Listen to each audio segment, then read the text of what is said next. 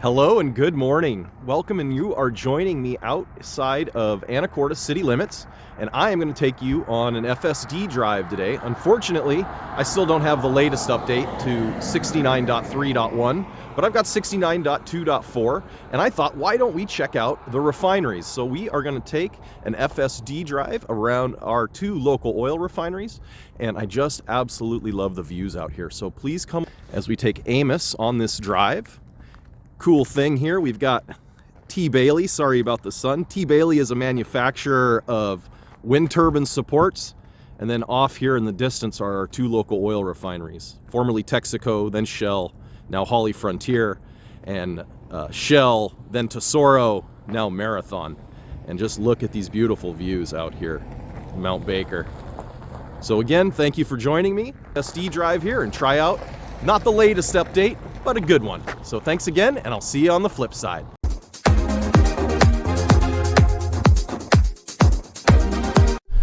All right, hey, and welcome folks. We are FSD engaged, and we are going to go the speed limit, or mostly the speed limit on this drive.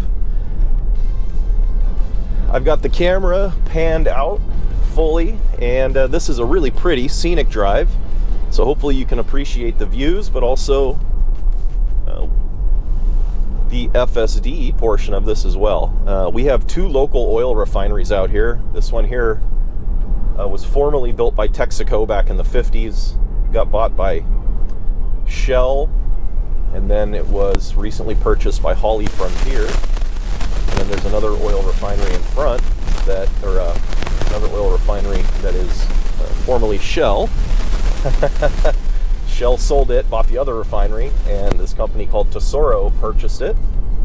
And Tesoro recently sold or was incorporated into Marathon Oil, so now it's a Marathon refinery. So we've got two oil refineries, both of them about, the HollyFrontier refinery is 140,000 barrels a day, and the Marathon refinery is about 110, 120 barrels a day, 1,000.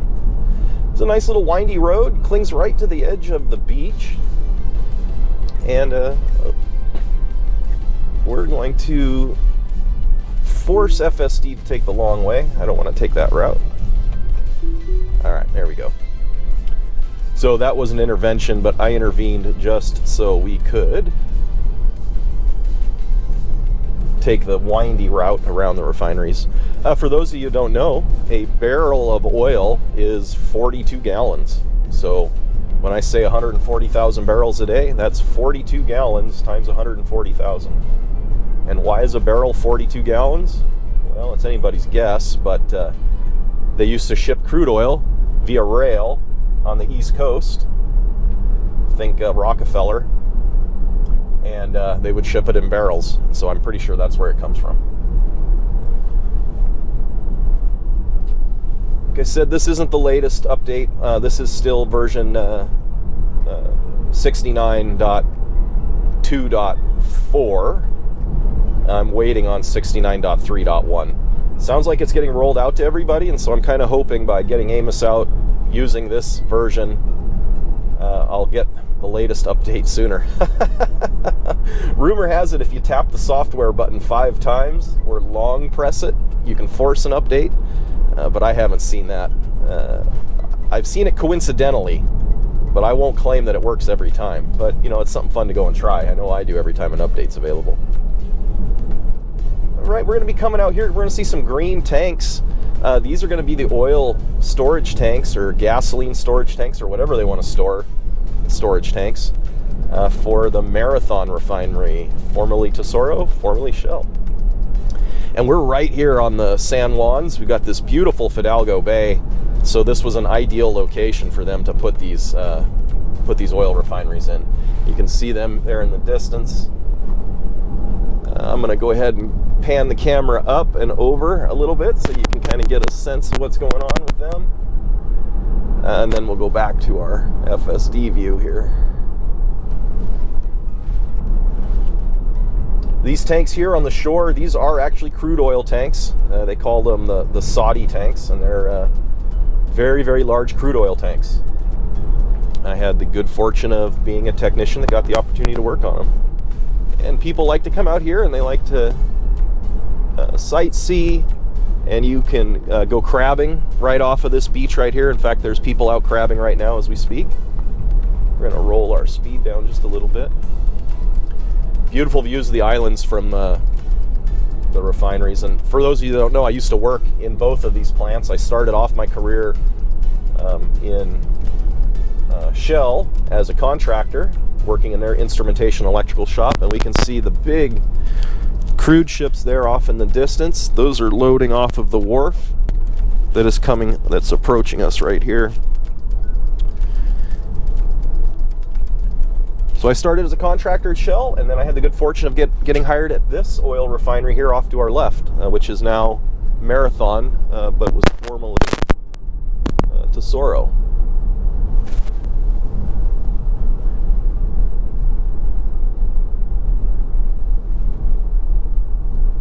And yeah, glad to have moved on. I'm teaching now, and that's much more fulfilling. I do miss fixing things, and I miss the camaraderie of a shop. But I do enjoy teaching quite a bit, and oil is not on its way out. Well, it is on its way out. It's not going to be gone for a while yet. But I saw the writing on the wall, and I thought, you know what, I want to get into something else. I just didn't want to be a part of non-renewable energy anymore, as much as possible. And so teaching gives me the opportunity to share what I know and hopefully guide people into places like this. We need good people to keep them safe and keep them clean. But we also need people to go out into the renewable industries and start doing more instrumentation and controls with other stuff. All right, so here we are. We're just passing now outside of the refinery and past their little gatehouse. I'm going to tilt the camera up a little bit. We'll pan it off to the left just a touch. And what we've got up here is a clean fuel rack. So this is where they load up the trucks that they take the gasoline to Costco and Albertsons and all the different gas stations. And then up here on our left, this long line of crude rail cars is a crude railroad offloading facility. So they bring crude oil in from North and South Dakota from the Bakken fields, and they unload it here, 100 cars a day, and that goes straight to the oil refinery, and they turn it into diesel and gasoline and all kinds of other cool stuff. Sorry about the sun. Good challenge for FSD as well, though, because it got the sun in its eyes a little bit.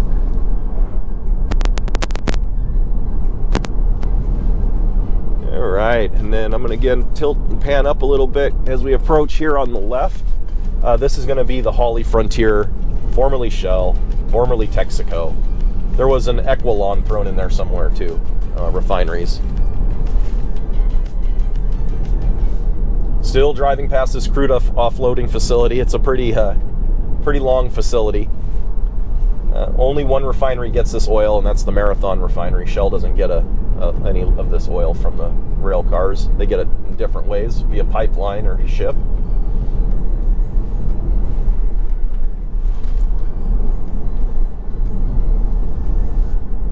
All right, and Amos has been doing wonderful. No interventions, which not really surprising, I guess.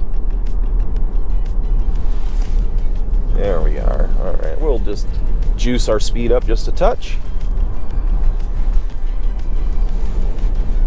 All right, good drive so far. No real problems. And here we come up on the second refinery. This is the refinery closest to State Route 20, Highway 20. And it's got a special place in my heart, just like the other one, from where I kind of started my career. A lot of good technicians there, taught me a lot of what I know, but so did night school and reading.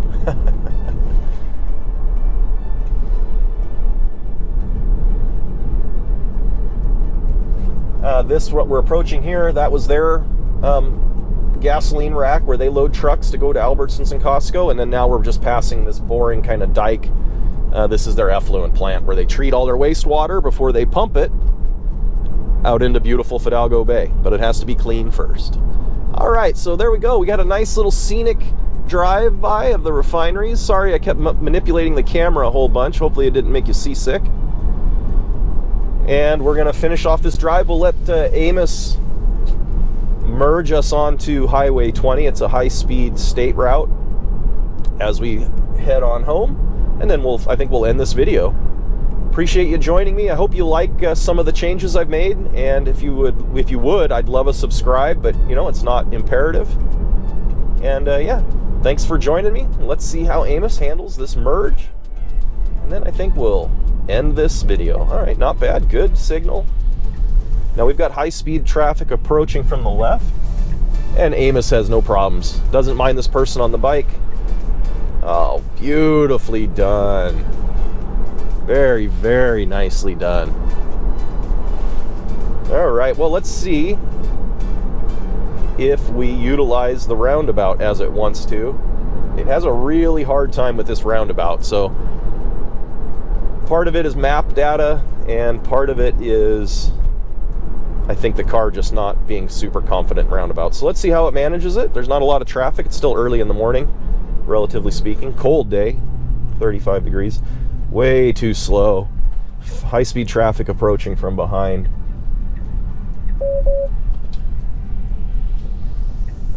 All right, not very elegantly done. I'm not real happy with how well it's doing. But it did manage to do it with just a little bit of goosing on the throttle from me. So, all right, hey, thank you again, and I will see you in the next video. Have a wonderful day, and I look forward to anybody that wants to hit that subscribe.